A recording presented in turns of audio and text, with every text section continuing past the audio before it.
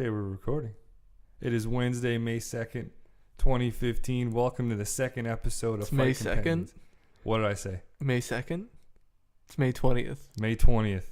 Why did I put May 2nd? I'm losing it. I woke up early this morning. Whatever. Either way, we're going to keep going with it. At least you didn't stay up till like fucking 3 a.m. watching that hockey game. Yeah, I stayed up till 12. That's late for me. Oh, there you go. I was watching Rockets and the Golden State Warriors go to war. Yeah, pretty much. I didn't think they were going to win that game, but they ended up winning. Oh, they're going to win in 5. No problem. I don't know. Rockets looked good last night, though. No problem. Yeah, okay. Anyways, so I'm Kevin Ferreira. I'm Ryan Matos. There we go. We got that out of the way. Thanks for joining us for this second episode.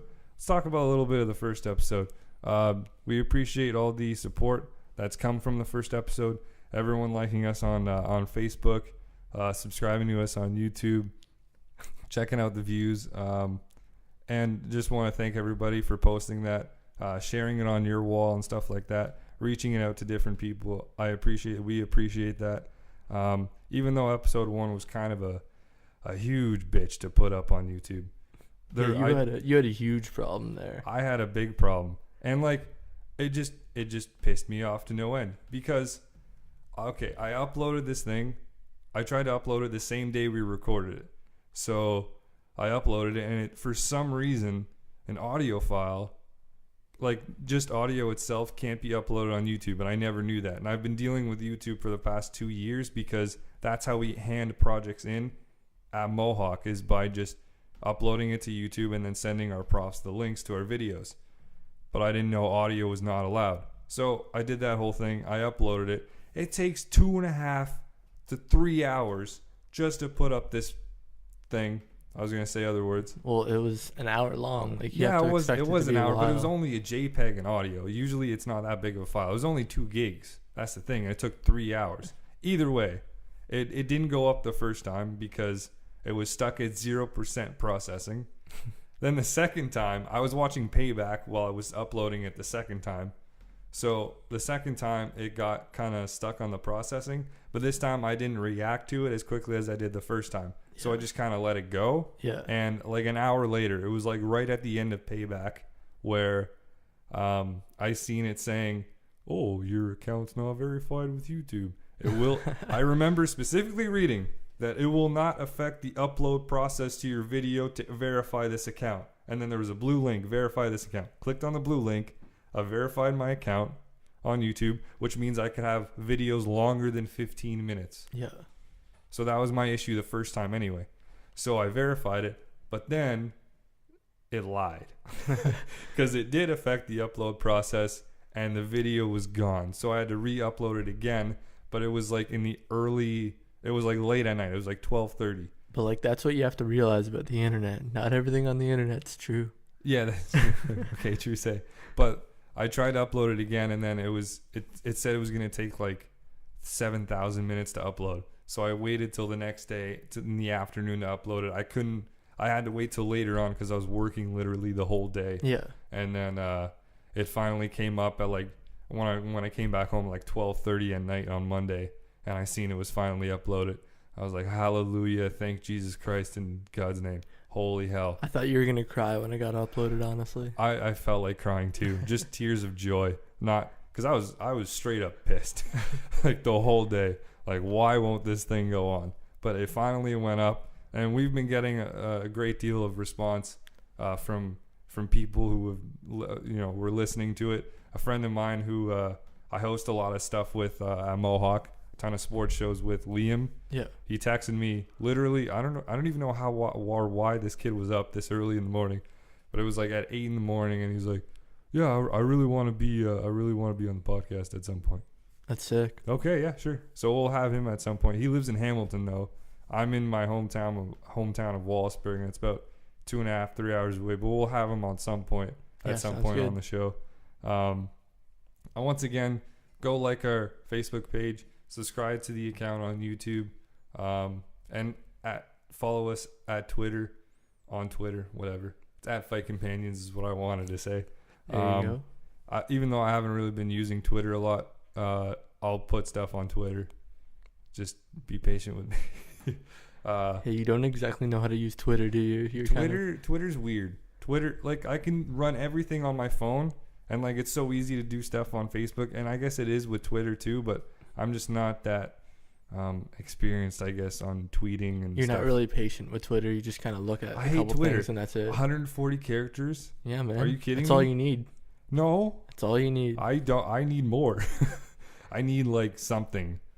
I don't like the 140 characters or less. It's just like I like type like a caveman. I might as well go watch now. But I mean, like, it's better than like on Facebook where people just have these huge rants about nothing, and it's like, what are you doing? The people can't books, do that. The chapter books that are put on YouTube are pretty ridiculous. Even though I put one up the other day, I'm not gonna lie. People crying about their life and stuff like that. It's like, okay, I didn't do that. No, I know, I know.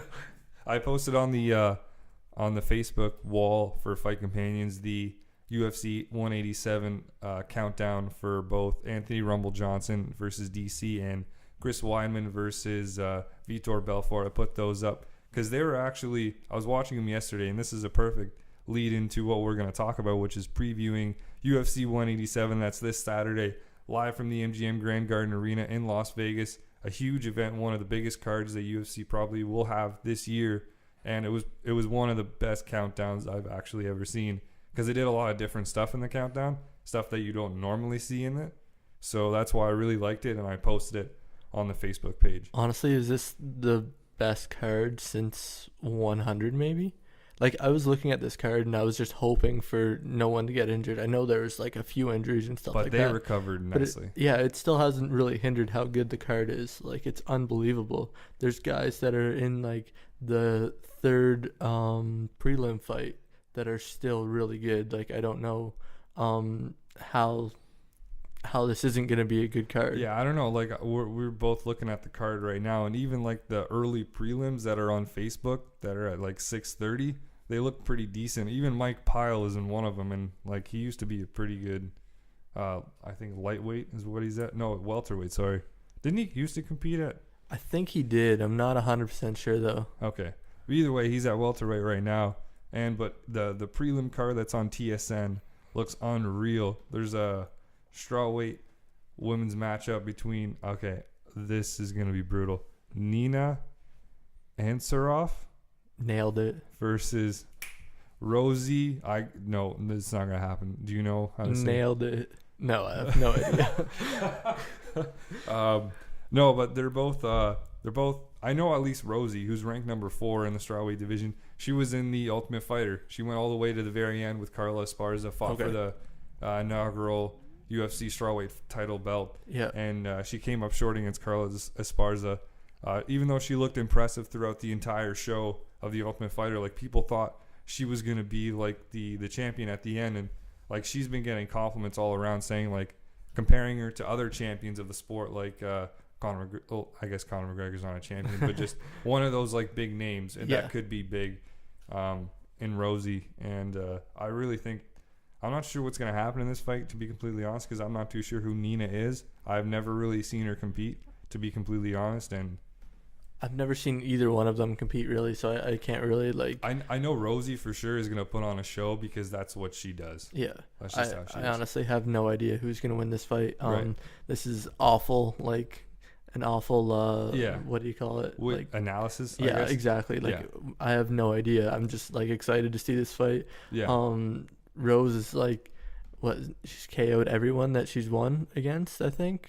It's either that or submission.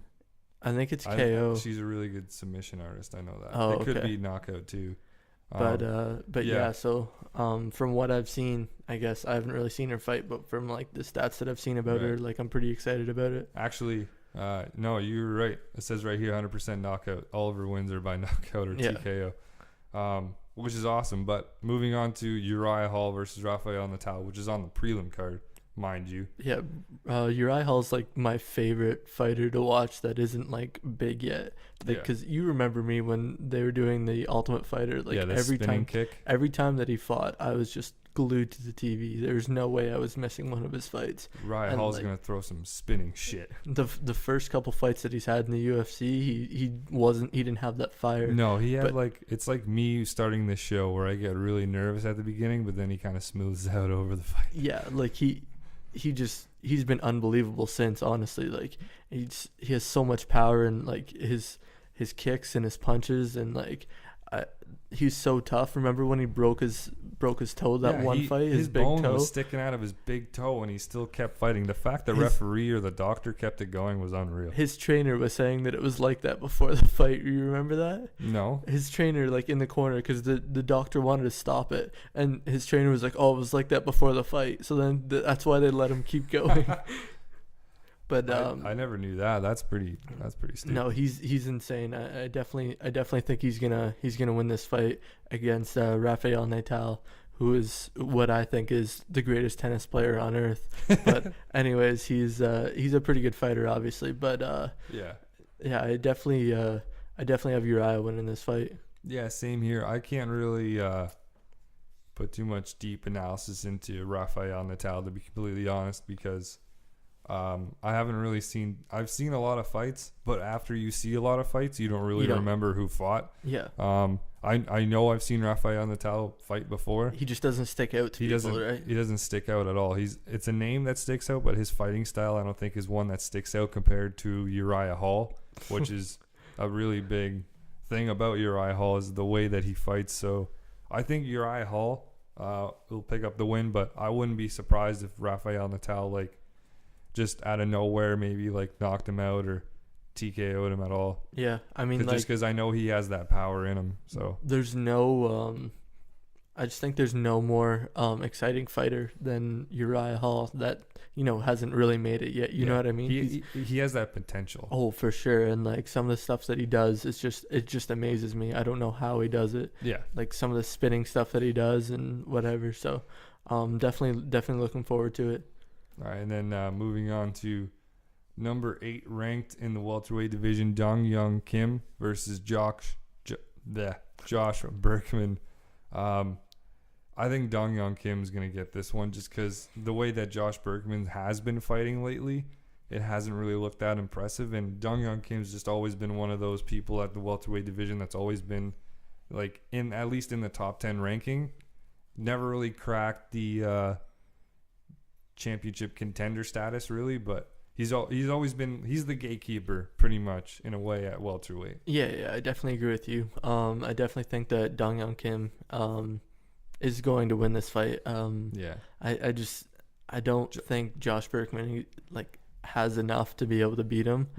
Mm-hmm. Josh Berkman has the potential to make an upset happen here because he's done it many times before. He beat and he used to be in the World Series of Fighting. Yeah. And the reason why they brought Josh Berkman back was because he established a really good name for himself in World Series of Fighting, and he defeated a lot of top names. One in particular was John Fitch, who just left the UFC and was looking for a welterweight title shot and thought he was going to get one after the Josh Berkman fight, which was his first fight in World Series of Fighting, and Josh Berkman upset him, getting caught in a simple guillotine choke. But I mean, and choking him out. Yeah, I don't really think Fitch is that good. That's just my opinion, I guess. But I think he's definitely fallen off since what he was before. Yeah, and I definitely don't like watching his fights. They're kind of the reason why it was so surprising though was because John Fitch just got released from the UFC, and everyone thinks in their mind that everything below the UFC or that isn't UFC is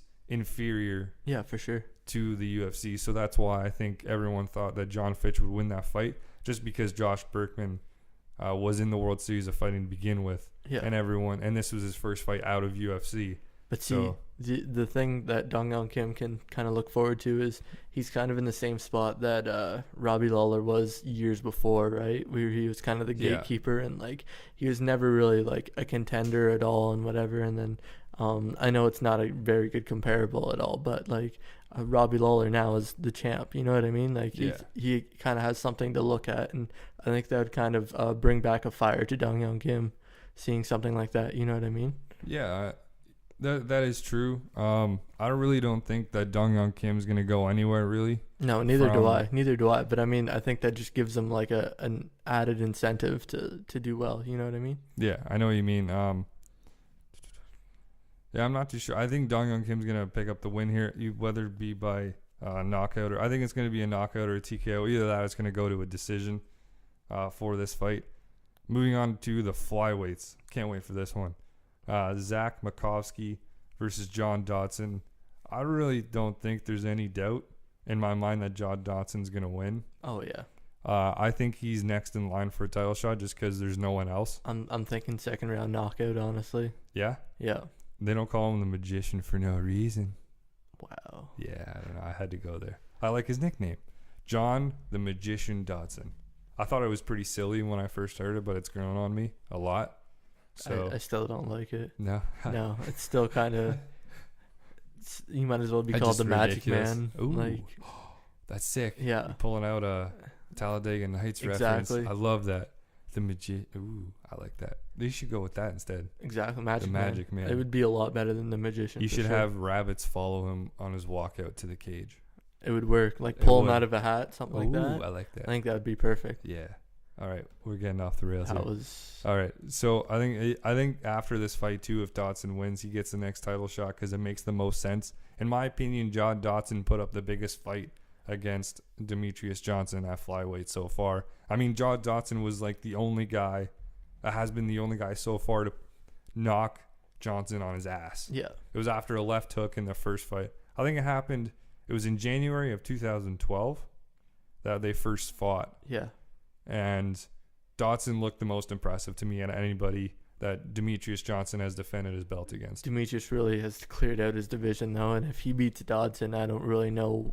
Like, if he beats Dodson again, I don't know what else there is for him. Oh, there's literally nothing else for him. Because they've been already getting guys from, like, a number 10 spot all the way up to fight him, just because they needed to find new guys to fight him. Just because there's no one else, yeah. Like, he's cleared out his division. So Dodson's the last man standing that can challenge the number one pound for pound in the flyweight division of the UFC against Demetrius Johnson. Hopefully that'll happen after this fight. I really don't see Zach Makovsky winning at all here. No. I love how his nickname is Fun Size. For the love of fuck, how the hell is his nickname Fun Size? I literally just saw that and thought that's the most ridiculous thing I've ever seen in my life. It's gonna grow on you though, just like the Magician. Yeah, I don't think that one's gonna grow on me though. No, just because awful. That could mean many things. Yep. Man, that's shitty for that guy. Well, he probably picked it, so I mean, like. No, you shouldn't pick your own nickname. There's some people that do. That's stupid. I bet you George. He came up with Rush. Man, what's with you and that nickname? It's so bad. Yeah, it is. Like, there's not a worse nickname in the UFC than Rush. Well, Rory had a bad one for a while. But, like...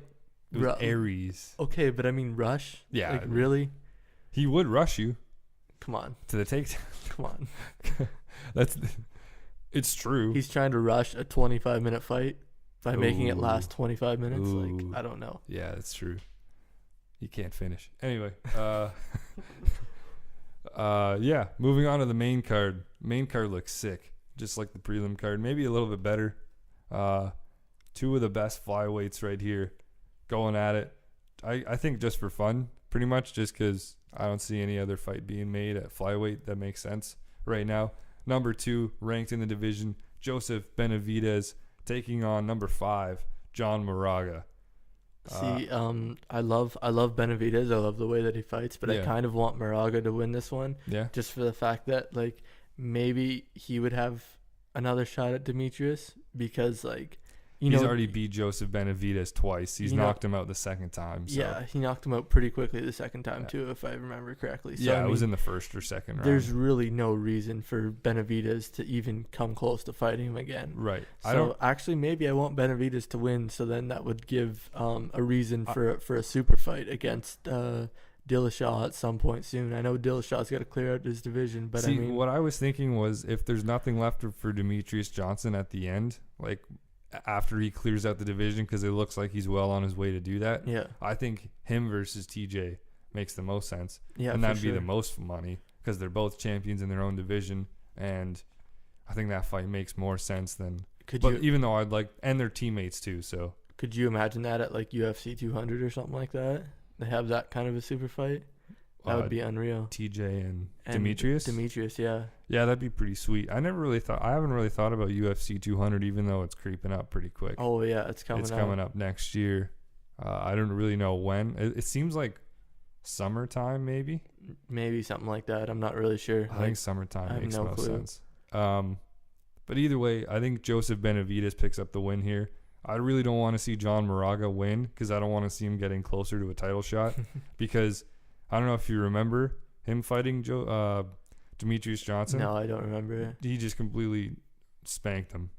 He just completely. That's every Demetrius Johnson fight. Yeah, but it happened to John Moraga more. Like, it was more of an embarrassment for John Moraga than anything. Okay. Because he just completely just dominated him. Like, there was a point in the fight where, I'm going to use this reference, Demetrius rushed John Moraga out of nowhere in the 4th round. Yeah. Like, he cleared so much canvas in like in a matter of milliseconds to take him down. Like, it was the most ridiculous thing I've ever seen in my life. There's no one that has better cardio than the Bud Light. You know the Bud Light logo? Yeah. Okay, so like the outer octagon that's on the canvas? Yeah. He went from one side of that octagon to the other like that to take him down. And from there, he finished him with an armbar to win the fight. So I really don't want to see that again.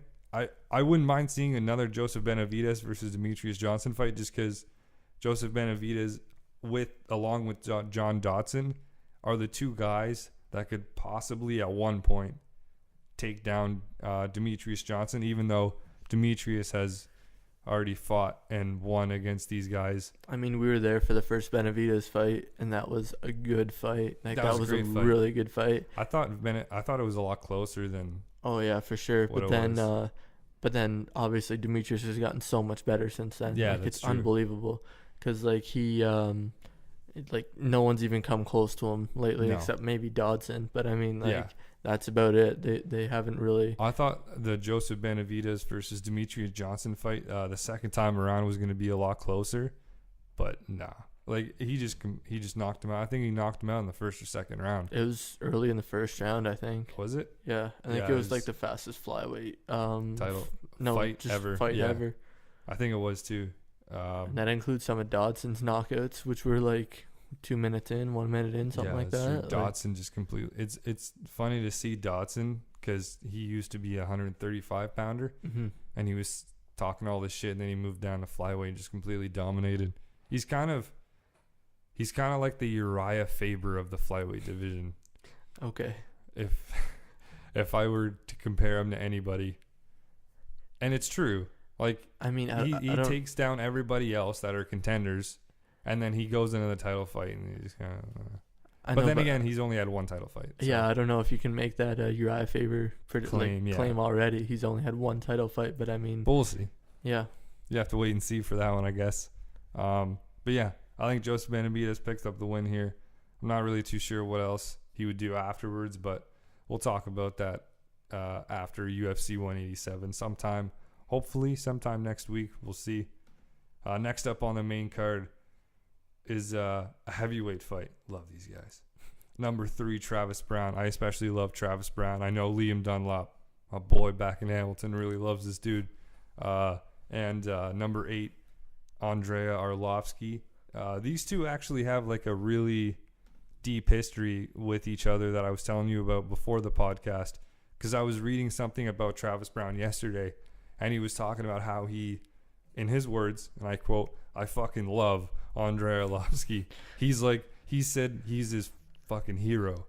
So like, that's a huge compliment to Andrea Arlovsky. But I mean, he kept on going on saying like, man, he's just a warrior. He's a beast when he goes in the cage. He doesn't give a shit. Like, their relationship goes deep to the point where Travis Brown was in Andrea Arlovsky's corner when he fought Anthony Rumble Johnson, who we'll talk about in just a few moments, at heavyweight. He fought him at heavyweight. I can't remember what promotion it was for. Yeah. But I guess at some point during the fight, Rumble Johnson knocked a tooth out of Andrea Arlovsky's mouth. And Travis Brown, who was in Arlovsky's corner, went in the cage and picked up his tooth so that he could give to him after.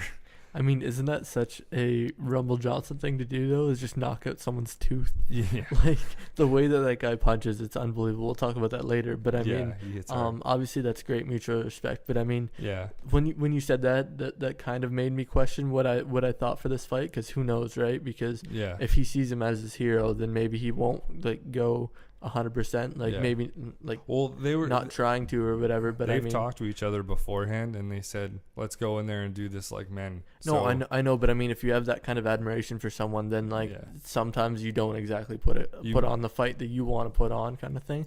But I think Travis Brown should have no problem against Orlovsky, like, really. I think Travis Brown's one of the best heavyweights that we have in the UFC today, and I don't think there's any way that he should lose to Orlovsky. No, Orlovsky's kind of like, he's one of those old school fighters that are there. There's like a pool of them, and I'll talk about this too in the co-main event. There's like this era of fighters that still exist, but there's very few and they're very limited, and they're all being knocked out one by one. Yeah, I really see this as one of Andrei Arlovsky's final stands in the octagon, because I don't see his career going much farther than it is right now, because he used to be the heavyweight champion in the UFC, but that was way back in the day. Yeah. And Travis Brown is one of those new breeds of fighters where they're good everywhere. Doesn't matter where they go on the ground, standing up, in the clinch, doesn't matter. He's good where he stands, and I think he's just going to completely dominate Andrei Arlovsky. But then again, you never know, like, because of the admiration, like you said, maybe you could feel sorry for him at some point in the fight. Yeah. But then again, maybe not, because he knows that Andrei Arlovsky is a warrior and he respects him too much to, like, go easy on him. Yeah, we'll see how that goes for sure. But, like, I'm just kind of worried about that fight because of what you said. It's an interesting dynamic now. Yeah. Because before I read that, I just thought two big heavyweights going in there and just throwing bows, just throwing bombs at each other. But now after reading that, it could still be that. But it could still also be like something completely different than what we thought originally. Yeah, for sure. So moving on to one of the bigger fights, or I guess used to be one of the bigger fights of the card on UFC 187. This fight was originally supposed to be Donald Cowboy Cerrone, who's on a 7-fight win streak, if I'm correct. I think it might be 8. Is it 8? I'm not really sure. I think it is 8, actually. Yeah, it is 8. 8-fight win streak, and then he was going to go up against number 1 ranked in the lightweight division, Khabib Nurmagomedov, and the fighter and the person who would win that fight would go on to challenge whoever the lightweight champion would be. I guess it would be Rafael dos Anjos, because I don't think he has a title fight right now. No, I don't think so. No, so the winner of this fight would go on to fight Rafael dos Anjos. If Donald Cerrone wins this fight, he's still going to fight Rafael. But his new opponent, John McDessie, who's from Canada, he's 12-3. 67% of his wins are by knockout, and then the rest of the time he went to a decision. But he's one of those. He's not even ranked he's not even within the top 15. Yeah. Of the lightweight division. The fact that John McDessie has this fight is completely out of nowhere. Well, it's just because he took it like last minute, right? Yeah, that's true. They had to find someone within, like, what was it, 3 weeks or 4 weeks before the fight? Something like that. So, I mean, like, good on the kid for trying. I mean, like, I don't think there's any way that he comes close to beating Donald Cerrone. I mean, John McDessie does have, like, you never know what's going to happen in mixed martial arts.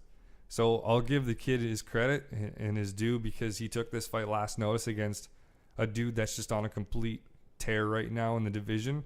John McDessie, though, does have knockout power in his hands. He has been dangerous before. He's knocked a lot of dudes out. He has that advantage to him. But as far as the experience goes, in any aspect of fighting itself, it's going to go to Donald Cerrone. And Donald Cerrone, I think, is going to pick up the easy win here. Maybe sure. Not easy, but I think he's going to pick up the win either way. I kind of wonder what could have been, though, with the Khabib fight, because I honestly thought Khabib would have been able to beat Donald Cerrone because of his wrestling. Too. Yeah. I think he would have been able to, like, bring Cerrone to the ground no problem. And I think it would have been, I really hope it's not what could have been with Khabib, because he keeps getting injured we don't know what's actually gonna happen with him and whatever. I think this fight's gonna be more interesting though watching, because with the Habib fight, I guess he would have taken him down just the whole time. He would have forced him up against the fence and just taken him down. John McDessie's not going to do that. I could see John McDessie, since Donald Cerrone is bigger than him, he's not going to force him up against the cage. He's not going to try to clinch with the guy because he's too tall. So he's going to stand in the pocket and trade with him and hope and pray to God that he hits a knockout on Donald Cerrone to win this fight, because that is literally the only other way that I can see him winning this fight. Other than that, Donald Cerrone's going to whip this kid's ass. Cowboy's tough though. Like, I don't think there's any way he's going to be able to knock him out. Like, I know he's got some knockout power and everything, but I just think Donald's he's too good. Yeah, he's too good. He's too good. He's on a tear right now. He beat Jim Miller. Wow, I'm really blanking on the names right now.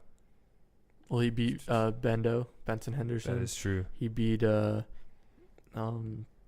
like every lightweight that's in the top 10 almost. That's in the top 10. I can't even think of. He beat out Eddie Alvarez. Yeah, which is huge because he used to be the former Bellator lightweight champ and considered one of the best lightweights in the world at one point. He was probably one of their best champs at that point. Oh yeah, for sure. He was one of their best by far, like hands down in any weight class.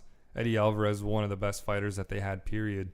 And him coming over to the UFC was a really big deal. And Donald Cerrone just completely put that to bed and beat Eddie Alvarez decisively in a fight where I thought there was going to be title contentions afterwards, but I guess not. But then again, no worries for Donald Cerrone, really. So I really think later on down the road, it's going to be Donald Cerrone versus Rafael dos Anjos for a lightweight title fight. Oh, yeah, for sure. I definitely agree with that. All right, and then we're getting into the co-main event of the evening. The champion, Chris, the All-American Weidman, will defend his title against number 3 ranked in the middleweight division, the Phenom, the 18-year veteran of the sport, former UFC light heavyweight champion, Vitor Belfort. This fight was scheduled, 2 or 3 times before already? Yeah, something like that. And it was Vitor, I think, the first time. Either way, someone got injured. No, I think it's because of the TRT thing. Oh, that that's right. He had to back it up because he couldn't get ready before that fight. Yeah. And then Chris Weidman got hurt after that when they had it scheduled for when was it scheduled again? It was like December or something. It was supposed to be with the John Jones one, I think, in January. Oh yeah, it was supposed to be in the John, or no, was that? I don't really remember. It was supposed to be scheduled at some point. I don't remember because they booked this fight so many goddamn times. Yeah. And they've taken it off, but now it's finally happening. And I can't wait because this is a big fight for both. I mean, Vitor Belfort, like I said, 18-year veteran, former light heavyweight champ. If he wins this fight, he joins a very elite club where a fighter will win a belt in 2 different weight classes. He joins BJ Penn and Randy Couture, who's won the light heavyweight and heavyweight title, and then BJ Penn winning the lightweight and welterweight title, which is a huge deal. And he's part of one of those, like I was saying earlier with Andrei Arlovsky, he's in that group of last era fighters like Vitor Arlovsky, Anderson Silva, Lyoto, guys like that who was dominant early on but now is starting to fade away. But he has one more chance here to make something happen and win a title. He just tries for. I remember we went to an event and he was fighting John Jones for the title. Yeah. And that was he was definitely out of his league or whatever. It wasn't even close. Yeah. But I mean, so this is his. I wonder how many people have attempted or have challenged for the title in 3 different weight classes. I think that's a small number of people for sure.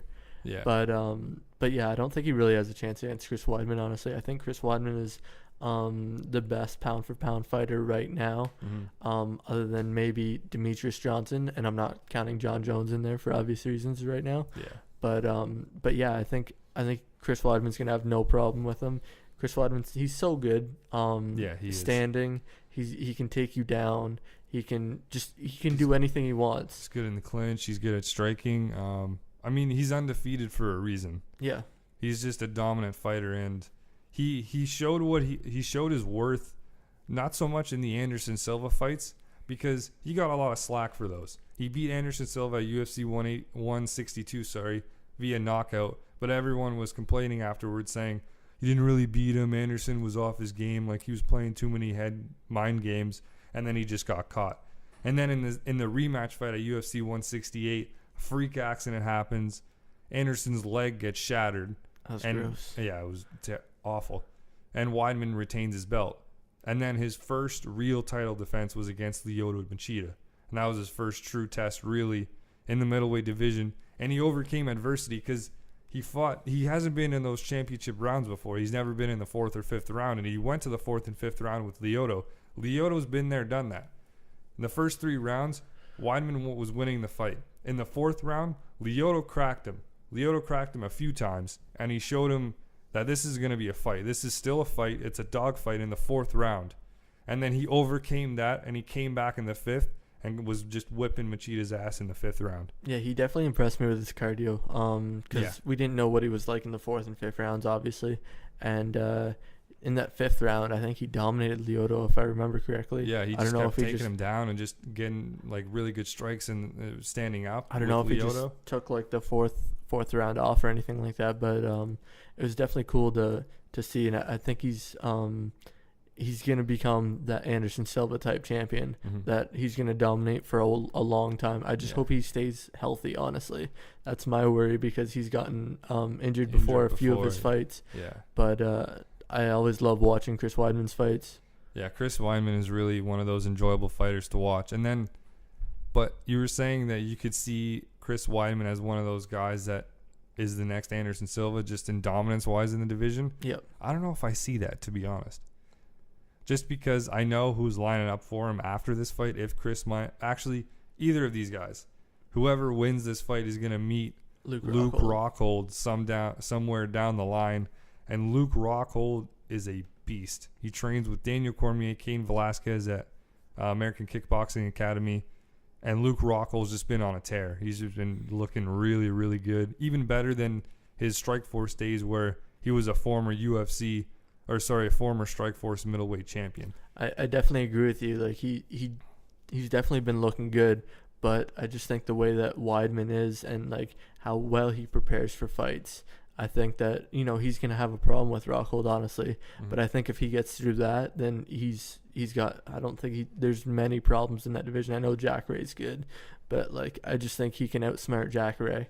Yeah. And I just think he's going to have that belt for a long time. Yeah.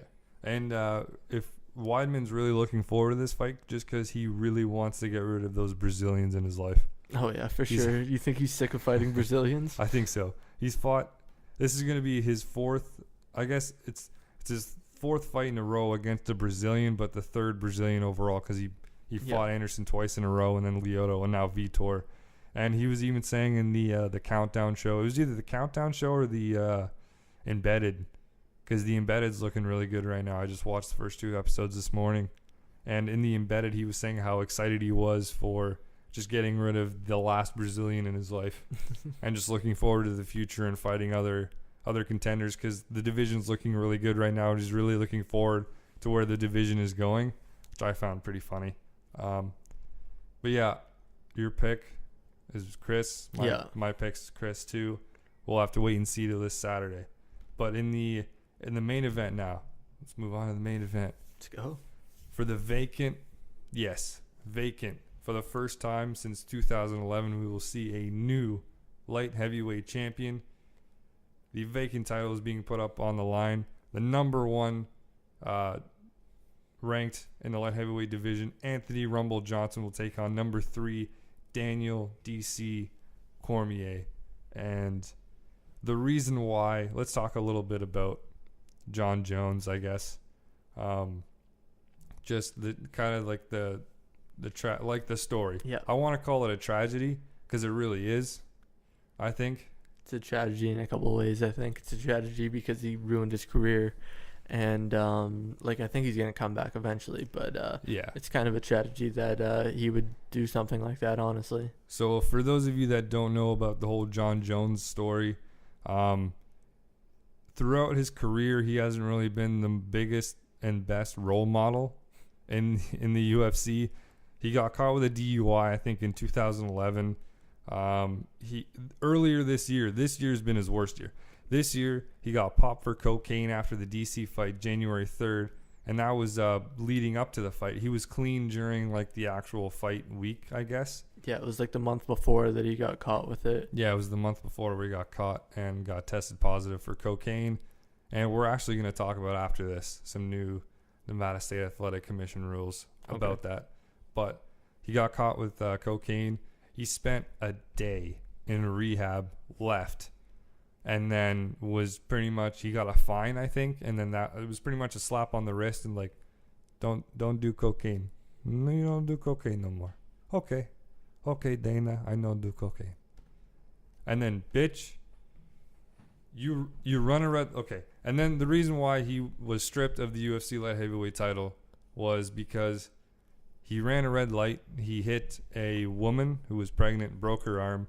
Just the fact that she was pregnant just makes it 10 times worse. Yeah. Makes it so much worse. And then they had to like find out if the baby died in the accident and all that shit. That sucked. But it wasn't even that. He ran from the scene of the crime, I guess, after the hit and run. And then he came back, though, grabbed some money, and then ran again. And they found weed in his car and all this stuff happened. He's in court now, and then now he got stripped of the UFC light heavyweight title. He lost his deal with Reebok, all this stuff, and now we have a vacant light heavyweight title to fight for at UFC 187. I mean, like, there's nothing else really to say. Damn. Yeah, I can't believe he did that. You know, well, I kind of can because, like, the person that we've kind of realized that he was. Leading up to the DC fight. Yeah, no one really knew until, like, that ESPN thing that they shot. The interview, where they were off, like, the live air. Yeah, they didn't know they were being recorded still. Yeah, they were still getting recorded. And you could see John Jones, like, acting a lot different than he does on TV. You know what I mean? It was the setup before the interview. Mm-hmm. So it was before, like, the interview even happened on ESPN. It was, like, because I remember them setting up the mics still on their collars and stuff. And then that's when the trash talk began. And that's when you really saw John Jones's true self, I guess, in that interview. But moving on to the main event, Anthony Johnson versus DC. This is a really interesting matchup, and Anthony Johnson has even said that he thinks that this is a tougher fight against DC because this is DC's. Not very many opportunities come to you when you just had a title shot. Yeah. DC just had a title shot against John Jones, gets another crack at the belt, which has been his dream to become the best at something. Mm-hmm. He couldn't really do it in the Olympics because of liver failure and all that stuff. And then now he has a second opportunity, and he's not going to let that go to waste. And Rumble has realized that and is preparing for that. I can't wait for this fight. I cannot wait. I think Rumble's he has that power, that unbelievable power, which I don't think is matched by anyone in the UFC. No. His power is ridiculous. But I don't know how long he could go swinging like that. Because if DC can make it a long fight, I don't know how much Anthony Johnson has in that gas tank. I know we've seen his fight against Phil Davis, his first fight back in the UFC. That went 3 rounds. And that went 3 rounds. So, I mean, that's kind of good for him, I guess. I didn't see him swinging as hard as he does now. No. But it's definitely DC's going to try to take him down because that's what DC does. Yeah. And I can't wait to see whose style comes out on top on this one. Yeah, I'm not too sure. Like, I'm glad the Phil Davis fight went 3 rounds just because we could get a hint, at least, of how Rumble is going the distance. I think if DC can force it going into the 4th and 5th, it'll be a really interesting fight just to see how Rumble does in those 4th and 5th rounds. We know how DC can go in the 4th and 5th because we've seen him do it time and time again. Going into the later rounds. But I mean, is he really that good in the later rounds? Like he's all right, but I mean, I don't think his cardio is like compared to some other guys. Well, no, but he can at least maintain his fighting style when he goes into the 4th and 5th round. Yeah, like as long as he's on top of Rumble for the first couple rounds, then I don't think he's gonna have a problem in the 4th and 5th. But if Rumble makes it tough rounds for him, then I don't know how well he's gonna be able to fight in the 4th and 5th rounds. I think this fight is gonna go to the victor to whoever wins in the clinch, because they both like to fight in the clinch up close, and with Rumble's power, I think Rumble's gonna win in the clinch. So he might take this fight just for that alone, because I like DC in the clinch because he can take you down and he can land strikes, but Rumble's really strong even inside. He doesn't have to go the full length to get the power on his fist. He can go short distance and just pop you, like we seen in the Little Nog fight, and just completely just take you down and destroy you. Yeah. I definitely have Rumble in this too, but I think that DC is going to give him a tough shot for sure, because I think he's just going to be able to take him down. Maybe not at will, but like I think he's going to be able to take him down at a pretty high percentage. Yeah. And I don't know. I think Anthony's just going to pop him with one. But I think DC has the chin to be able to kind of stay up for a while. You know what I mean? But I think I got Rumble in like a 3rd round knockout. Mm-hmm. Rumble's got like this nice story going behind him too, especially leading up to this fight, because he's training partners with Vitor Belfort in the Black Zillions, and Rumble's last fight in the UFC before he got cut was against Vitor Belfort in the middleweight division at 185, weirdly enough. And since he got cut and lost against Vitor, he's went 9-0, and he's finally going up against DC for something he's always wanted in his career, which was a title. And at the same time, DC wants his dream to come true, winning a championship and just being called the best at something.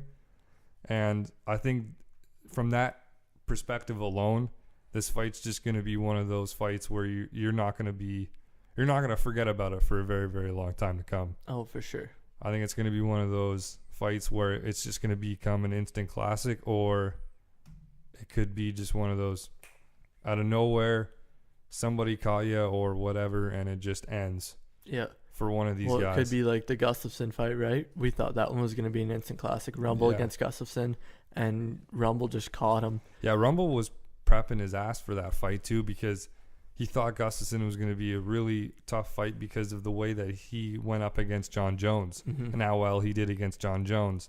And even you saw, did you watch the Rumble Gustafsson fight? Yeah. Okay. Did you see the look on Rumble's face after he knocked him out? Yeah.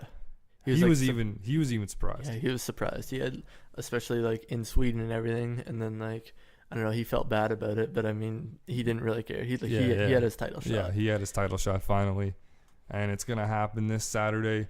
We'll have to wait and see what happens. Are you gonna be watching? Oh yeah, for sure. Yeah. I should be able to. I don't know. My parents said something about going to London, but okay. I'll be watching. Yeah. I'm not gonna be able to watch it because I work. Yeah. Well, it sucks for you. Should have taken it off. Yeah. Especially for this card. I mean, I really want UFC Fight Pass now just so I can watch these events afterwards. Yeah. Just because you can't really do it afterwards. You can like reorder it on pay-per-view, but I don't have that kind of money. Either way, UFC 187 this Saturday. Check it out. Check out the countdown videos that I posted on the Fight Companions Facebook page. They're really awesome. Also, check out the embedded leading up to UFC 187. There's 2 episodes out right now, and they look really good. They're like kind of short documentary series where they follow all the fighters during fight week, or at least leading up to fight week and stuff like that. And it's a really interesting look behind the scenes of how these guys prep for their fights. And I'm a really big fan of them just for that reason alone. You get to see the fighter not in his usual setting, pretty much with his family and stuff like that leading up to the fight, which is really interesting. Go check that out. I think the really cool ones though are like the ones like this with Donald Cerrone, because he just does the craziest things. Donald Cerrone's nuts. Like he was like diving, this one or something like that. Yeah, he was scuba diving with his girlfriend and stuff like that. Like 130 feet below the water. Yeah, it was like 140. It was something like that. He usually does a whole bunch of crazy crap leading up to the fight week where Dana's just like, man, you're just fucking killing me right now. Because he's just afraid he's going to get injured before the fight. So stuff like that. But yeah, definitely go check that out. in the last episode, we talked about the controversial Reebok deal. But now we're going to bring up something else that's controversial that's in the UFC right now that kind of got overlooked because of this whole Reebok deal. And I didn't really even notice it till I was doing some research before the show. And apparently this was announced last Friday. And it's the Nevada State Athletic Commission announced new rules for their drug testing policy. And like the punishments that they'll deal out once someone gets caught. And it's pretty steep. Yeah, this is actually, I can't believe some of these, honestly. So right now, the way that it's set up, this new system that's going to be implemented either September or October 1st this year. They kind of set a tentative date. They weren't too sure when to implement it. But so far, it's either going to be September or October. And right now, there's 5 tiers in the system. I'll go through these tiers. I guess we'll go one by one, and we'll talk about it afterwards. Sure. All right, so in the first tier, there's sedatives, muscle relaxers, sleep aids. I don't even know what that is. The A word? And, wow. I have no idea. I just look stupid. Opiates and, of course, cannabis, which marijuana. And there's 4 offenses here. So if you get caught the first time around, you get an 18th month suspension, and 30 to 40% of a fighter's purse will be taken away from you. If you get caught a second time, there's a 2-year suspension with a fine of 40 to 50% of your purse. In a third offense, there's a 36-month suspension with 60 to 75% of your purse gone, which is the amount of money that you get in a fight. And then in your fourth offense, you're gone. You're done. Lifetime suspension, and you lose all your money in the fight that you made leading up to it once you get caught. That's huge. Yeah. Tier 1's not even that much of a, I think, huge deal, especially with marijuana. Sleep aids and marijuana? Like really? Really? That's not really a performance enhancer drug, if you ask me. Muscle relaxants too. Like, I mean, I could kind of see that, but I mean, if you think like the way that these guys train, like you might need some muscle relaxants. Like, yeah. I don't know. To me, the big one is the cannabis. And actually, all of these are pretty ridiculous, but I don't know. I just don't see any of these really being a performance enhancing drug. Mainly, the only one that I can see is muscle relaxants, really. But other than that, I mean, the punishments are steep here, man. And like some people were talking about, like DC thinks all of these, like, we're gonna go through the other 4 tiers too in a second, but DC was even saying like a lot of these are really good for the system because it weeds out the cheaters. Mm-hmm. Then guys like Travis Brown has come out and said like, all right, yeah, it's good, but I mean, hit them where it hurts the most, their wallet, but don't take away their career. Yeah, this is because the smallest thing here is a year and a half. Yeah, like that's huge, insane. Usually it's just a year. But I mean, like, even the year I thought was too much. Yeah, the year's pretty steep for like smoking weed. If these tiers and like suspensions and stuff like that were established a while ago, Nick Diaz wouldn't even be a thought anymore. He'd just be gone. He would be gone like before he was even a thought, probably. Yeah. Like, and then going into the other tiers, tier 2, which deals with diuretics being used to cut weight. In your first offense, there's a 24-month suspension, 30 to 40% of the purse gone. Second offense, 36 month suspension, 40 to 60% of your purse gone. Then third offense, lifetime suspension, 100% of your purse is gone. So there's not even a fourth or anything like that. It's just third. You get caught the third time, you're done. And it's the same thing in tier 3 with stimulants, such as cocaine, etc. And the fourth tier, which is anabolic steroids, it's the same deal, except the purse is increased on the second offense. Actually, the first and second offense for both. In the second offense for the steroids, you lose 75 to all of your purse money. And then tier 5, which is interesting that they threw this in there. I find this one funny just because of Vanderlei Silva. Tier 5 is avoiding testing, detection, urine sample not of human origin or not of tested athletics, adulterants, drugs, including diuretics used as masking agents. So your first offense is a 2-year suspension with 75 your fighter purse gone, and then in your second offense, you're done. So, yeah. Yeah, I don't know. Like I said in the last podcast that like fighters are gonna start making fighter unions, and I think especially after this, they're gonna be starting fighter unions. I mean, like there's I get that they want to weed out the cheaters. Like I'm totally for that, but I mean, an 18th, like I don't know, the weed thing. Like I'm a strong believer that it's gonna be legal in like 5-10 years, something like that.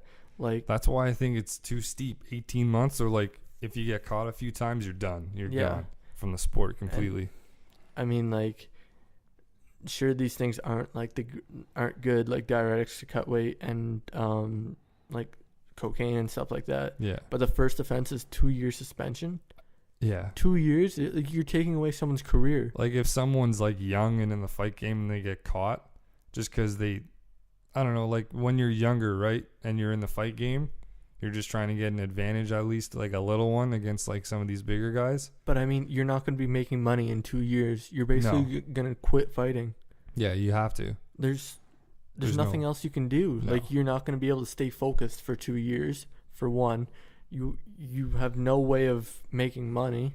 Yeah. Like what? See, that's the thing. Like that's what DC was saying with this whole thing. Like it weeds out the cheaters, because then if you're in the fight game and you see what I'm looking at right now, you're going, shit, I'm not going to do anything. Like, screw this. Mm-hmm. You know what I mean? So, like, it could help in that way. They're just making sure that no one ever does any of these things.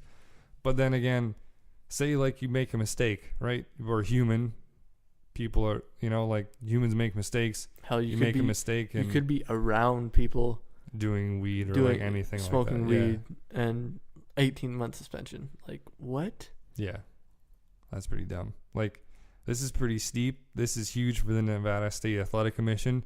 And it was saying, too, that other commissions around the other states in North America could pick up this new system. Well, I mean, a lot of the commissions copy what Nevada does. Yeah.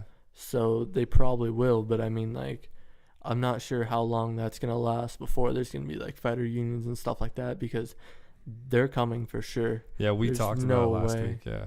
There's no way they're not. No. There's a huge meeting this week before UFC 187 with a bunch of, like, the top managers in MMA that represent a ton of fighters, and they're meeting up just to kind of talk about this. We were talking about Reebok was going to be a big one, but this is probably going to be just as big as the Reebok deal, talking about this and seeing how it impacts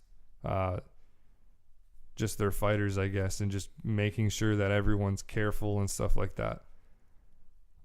Yeah, this is pretty intense.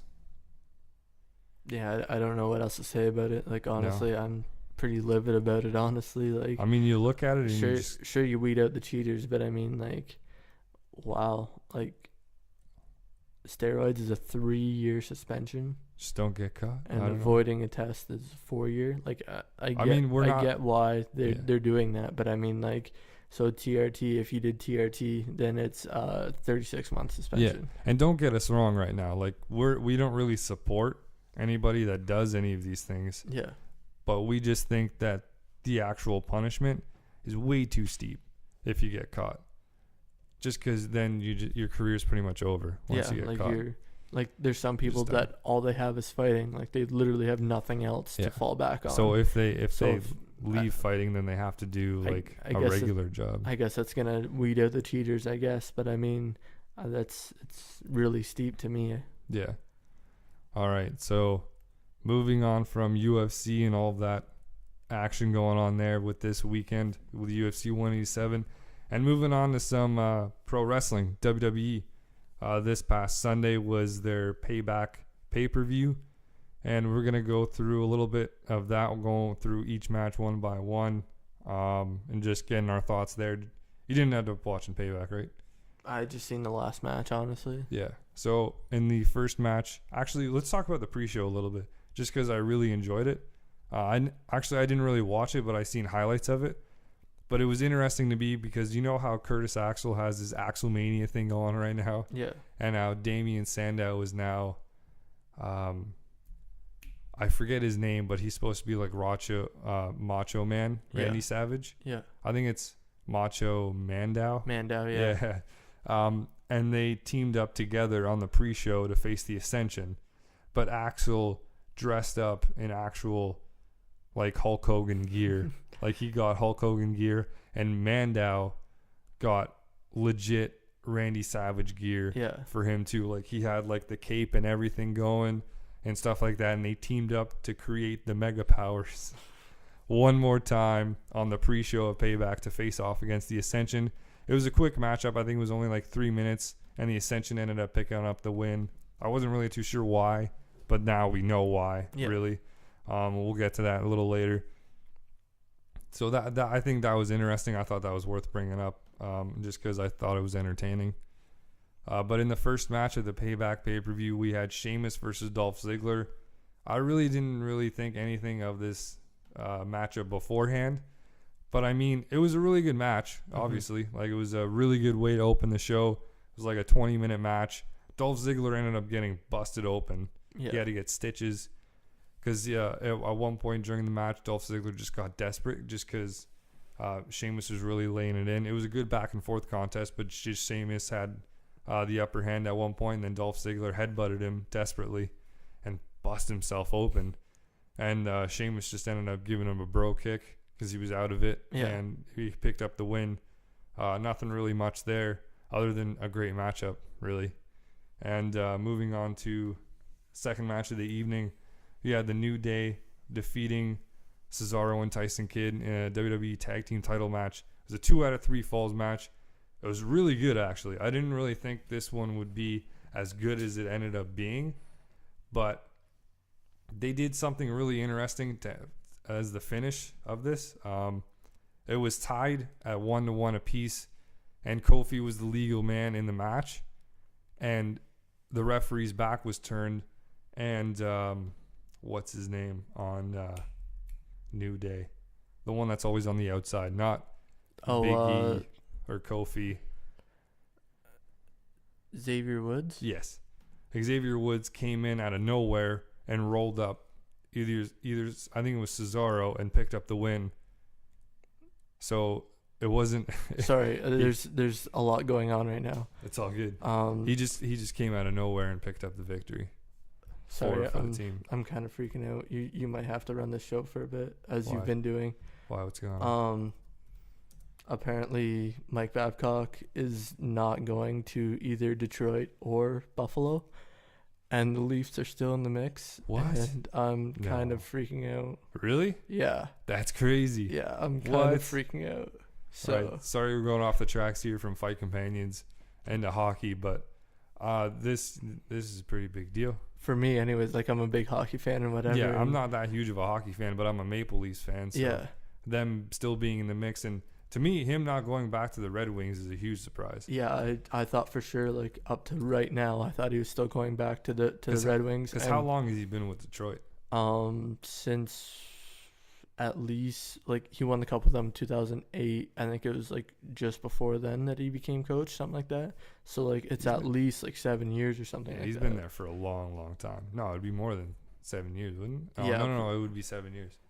Something. I don't know. I'm not good at math either. It's okay. My brain's just racing right now. I'm sorry. No, it's okay. I'll go through these other little matchups here, and then if you want, you can chime in because I know you're freaking out right now. Sorry. Oh, it's all good, man. It happens. Bray Wyatt versus Ryback. I know we both said beforehand that we hate Ryback, but now I'm starting to grow a little bit on Ryback just because he actually had a really, really good match with Bray Wyatt. Yeah, I heard he had a really good match, and I heard that he actually put up, like, he wasn't, that stiff, and he was actually, he actually looked really good in that match. Yeah, But I mean, Bray is just so good in the ring. I just Yeah. love the way that he works in the ring. I definitely hope they push him a little more than they have been in the last little while. Yeah, but he's kind of in limbo right now. yeah, Even though he picked up the win here, we both thought Ryback would win, but Bray Wyatt ended up picking up the win here, and Ryback, all he walked away with was a good match to his belt and a broken rib. Because there at one point during the match, there was a point where I think it was Ryback that was on the floor on the outside, and you know the splash that Bray Wyatt usually does yeah, off the ropes. He did that yeah. off the I seen apron, that. I seen that. and he landed all of his weight on Ryback's midsection, and that's a lot of weight. Oh, for sure. So he ended up getting a broken rib from that legitimately, Didn't and finishing the match.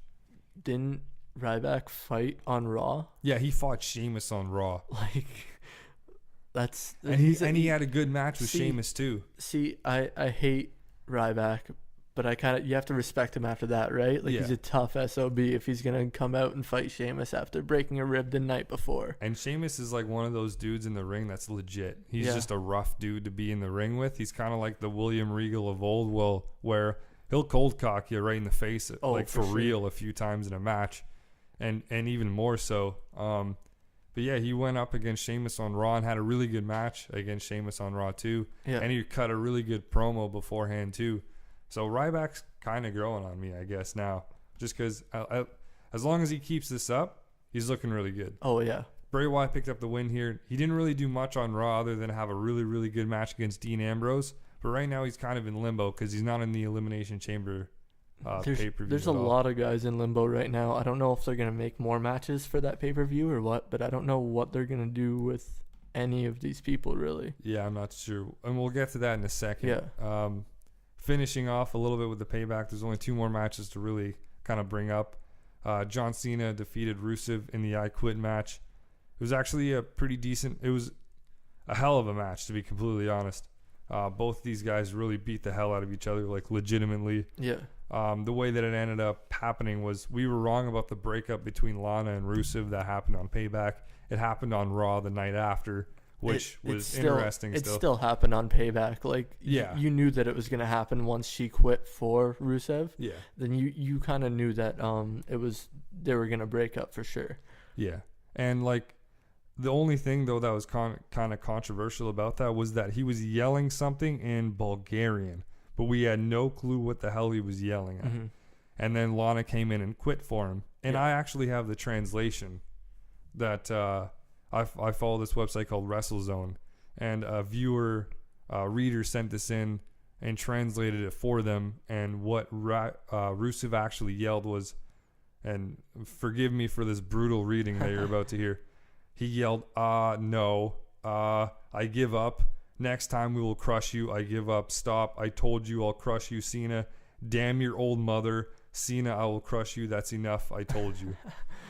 That's what he yelled, apparently. Okay. And take that with a grain of salt, but I'm going to take it just because I love the part, damn your old mother, Cena. That was pretty funny. But that's what he yelled, and then Lana quit for him. Rusev was pretty pissed at Lana about that, but, I mean, he ended up, either way he quit. He gave up, right? Yeah, yeah. So Cena picks up the victory, retains his title.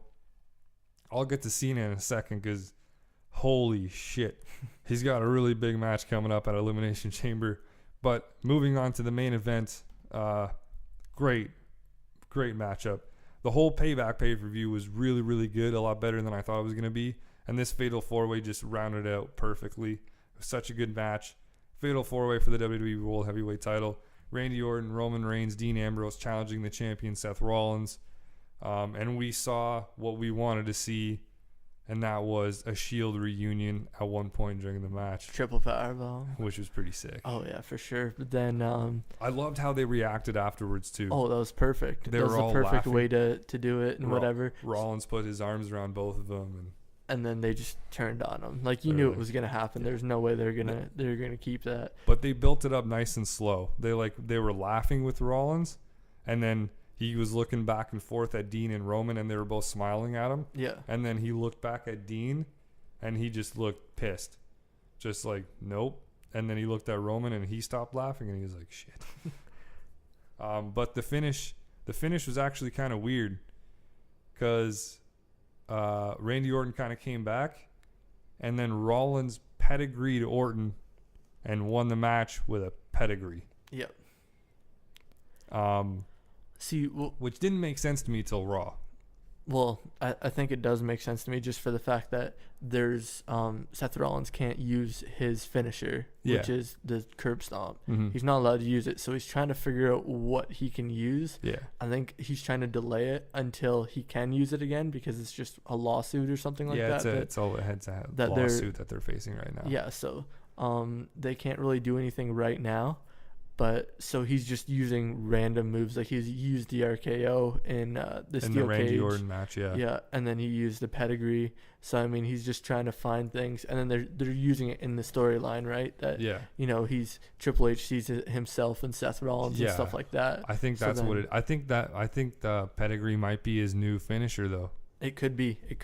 Well, until the curb stomp's allowed. If it is allowed back, because the whole lawsuit that they're facing is about head injuries from former superstars and stuff like that. Mm-hmm. So they're trying to deal with that right now. That's why the curb stomp's kind of been eliminated, because it's a direct head finisher. Yep.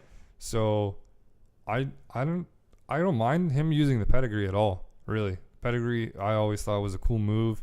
If Rollins is using it to finish matches, it's going to take a little bit to get used to because Triple H was always the guy using the pedigree. Yeah. But I think Rollins with the pedigree actually looks pretty cool. So I'm going to go with that. And hopefully he just keeps using it. Oh, the way he's been using it, it's just been like, okay. Like, because that's how he finished Raw. I love him using it. You know what I mean? Yeah. Just because it kind of brings... I've always liked that finisher. I don't know why. It looks cool. It just looks cool for a finisher. And just having it back like on a week-by-week basis almost kind of thing. I think it'd be awesome to see. Yeah. And then moving on to Raw. Raw was actually really good too.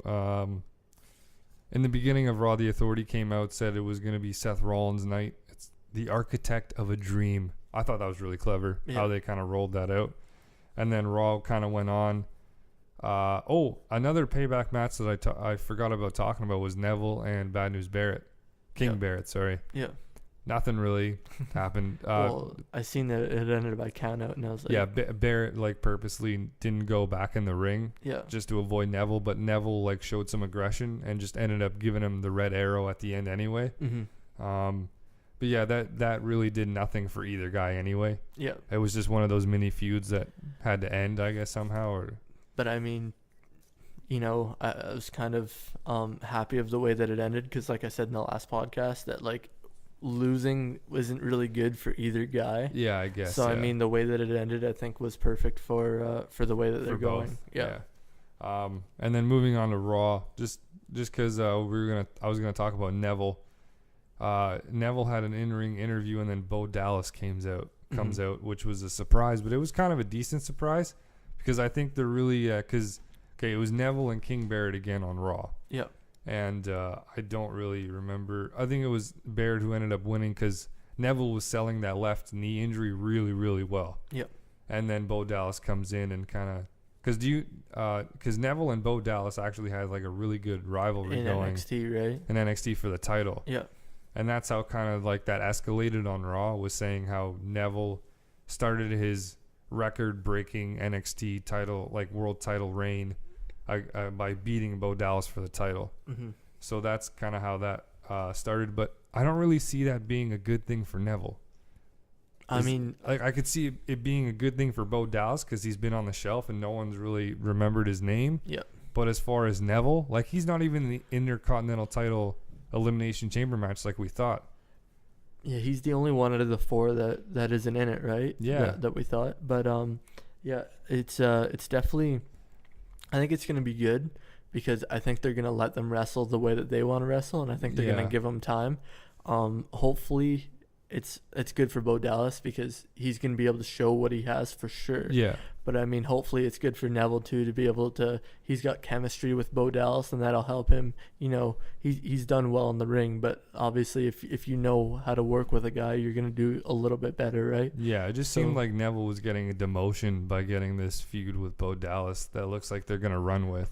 I think they're gonna try to lift both of them up. I definitely see what you mean though, but let's just hope that it doesn't bring down Neville, because he's been on a roll lately. Yeah, I think there's gonna be good matches in this feud if they go with it. I think they are. So we'll see. We'll see if they have a one-on-one matchup at Elimination Chamber, which looks like is gonna be the case either way. And let's talk about Rusev and Lana. Rusev came out, was saying how he doesn't need Lana anymore. Then Lana comes out saying how Lana's weak, and then which in this case made Rusev weak. And then later on in the show, Dolph Ziggler had a match with Stardust.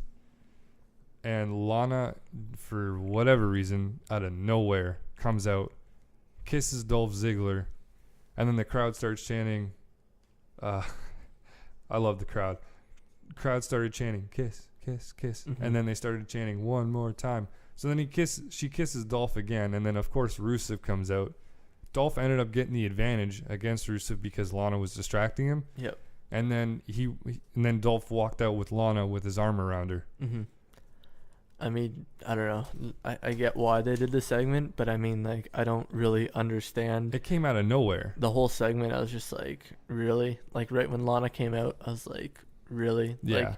Like, I get you want to put her on someone else and you want her to be a face and stuff like that, but I was just sitting there and I was like, okay. And then it was taking like 10 minutes. I guess it and keeps I was her. like, I don't care about, like, yeah. I don't know. That's just me, I guess. But I guess it keeps her options open though, in a way, by doing that, because then she could maybe double cross Ziggler in the chamber match and go with Rusev again, like help him win the Intercontinental title and get back with him that way. I doubt that's gonna happen. I don't know. Like, again, like, this just keeps her options open, I guess, just by putting her on someone else. But I didn't really get the whole kissing Dolph Ziggler thing either.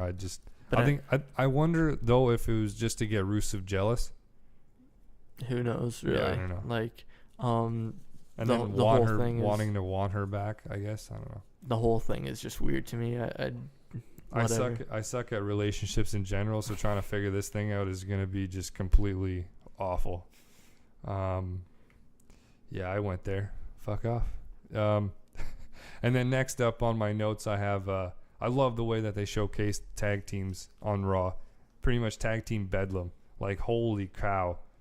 Like, everyone that was that's scheduled for the Elimination Chamber tag team title match at the Elimination Chamber pay-per-view came out and just completely just put on a show for the crowd. And the last team to stand tall was the Primetime Players. So at least they're making it seem like other teams can beat the New Day for the tag team titles other than Cesaro and Tyson Kidd. Yeah, I definitely think it's going to be a two-horse race in the Elimination Chamber. I think they're even going to be, they could even start as the first two, but I think they're going to end up being the final two in there. And, you know, I just think they haven't been using any of the other tag teams enough. I was hoping for Harper and Rowan to be in there, just because that would be another team that, you know, you could see them putting the belt on. And I guess like Lucha Dragons, like, you could kind of try to I feel like raise them up with having the belt and whatever. But I mean, like, I just don't see anyone except Cesaro and Kidd or the New Day coming out as tag team champions. Yeah, I feel like though if they put Luke Harper and Eric Rowan in the match, you kind of expect them to win. Maybe. In a way. I think that's why, or maybe they still have to build them up in a way where they can go for the tag team gold, I guess. Yeah. Because they've only just got back together as a tag team, and they wrestled I forget who they wrestled on Raw as a tag team, but I know, but how can you put Los Matadors in that haven't been on Raw in like forever? They just looked really good. Like, I'm glad they brought them back for this chamber match because I love the Lucha Dragons. They've been looking really, really good. Like, when they were on Raw, they've been getting good crowd reactions, and they got a really good reaction on Raw when they came out. So, tag team. The way that they showcased the tag teams was really good. I think they're finally getting to that point where they're rebuilding their tag team division, which is a good thing. Yeah. Because the tag team division has been pretty weak. Well, I mean, what happened was they just had the Usos, right? And they just dominated everything. Yeah. And then the injury happened. And it kind of gave everyone else a shot. So I like what they've been doing with the division for sure. The division looks really good right now. And I'm excited to see how the Elimination Chamber match goes between all those teams. We'll get to that in a second. But other than the main part that happened on Raw, which was the Seth Rollins party. Something else happened that was really big, that really intrigued me, but I'll talk about that last. Seth Rollins thing at the very end of Raw, with the Authority, they were partying. Dean comes out and then bargains for a world title match by uncovering cinder blocks while ago. Which is fitting. Yeah. Because I like the way that they showed that video of, and it showed the Dean Ambrose thing when he took him out with the cinder blocks. That definitely helped their reasoning for using the cinder blocks again. But I mean, like, I don't know. I like the match. I like the matchup, but it could have been done a different way, I guess. Like, I'm kind of. Well, it's only 2 weeks away, so they were kind of desperate, I think, to put something together, and this was like by far the best way that they could put it, maybe. Yeah. Because I don't really see anything else happening between anybody. Yeah, so Dean Ambrose has a world championship match at Elimination Chamber against Seth Rollins. No really stipulation to it, just a straight up one-on-one matchup. Raw ended by Seth Rollins giving Dean Ambrose the pedigree after a huge scramble. Wow, that sucks. Awesome. I'm going to check out, see what happens. Keep talking. Okay, so there was in the Fatal 4-Way, I completely forget what we were talking about. Yeah, my bad. Raw. That was interesting. I don't even know who that was. Okay, anyways, what were you saying? I honestly forgot. Oh, Seth Rollins pedigreed Dean Ambrose to end Raw. Which I was going to bring up the fact, but we already talked about it. Seth Rollins having the pedigree in his arsenal as a finisher. I really fucked that up. You said pedigree, so I thought of the Fatal 4-Way. So I said Fatal 4-Way, and then that didn't really work too well. It's all good. Hey, things happen like that. This is gotta keep going on the fly. The Leafs thing's going on, and I'm kind of paying attention, kind of not, and this is bad. All right, we'll pay attention to this one because this one made me pay attention on Raw. John Cena has this thing every single week with the U.S. Open Challenge. He did it again this week after the Rusev I Quit match the night before at Payback. And lo and behold, look who fucking comes out. The NXT World Heavyweight Champion, Kevin Owens. And they cut the best promo I've seen in a very long time. I was definitely surprised on the way that they did it. But I'm definitely intrigued by that matchup for sure. Kevin Owens is a beast on NXT. Yeah. And, we've been seeing NXT stars going against Cena for that U.S. Open challenge, which is a good way to introduce guys. I've liked the way that they've been doing that for sure. But I'm definitely interested by this fight. This, in the promo, my favorite part by far was when when Cena goes to give advice to Kevin Owens, and he just interrupts him and said, whoa. I've been doing this way longer than you have. The only difference between you and I is you got your break a lot sooner than I have. Cena's been doing it for around 12 years. Kevin Owens has been around the indie circuit and all that stuff, and Ring of Honor for over 15 years. So he's been doing it for a very, very long time. And at the end of it, I loved how he did it. Because the way that Kevin Owens' character is, he just doesn't give a shit about anybody. He only gives a shit about himself, which is awesome. And just because of his attitude and the way that he talks, he's really good on the mic. What he did was he said no to the Open Challenge because he doesn't give a damn about Cena's U.S. title. All he gives a crap about is his NXT World Heavyweight Championship. And then while he was talking, he just attacked Cena out of nowhere and gave him his finisher, which was the push-up powerbomb, which is an awesome finisher. And then he does the best thing that I've seen in a very long time. He takes the U.S. title. He's holding both his title and the U.S. title.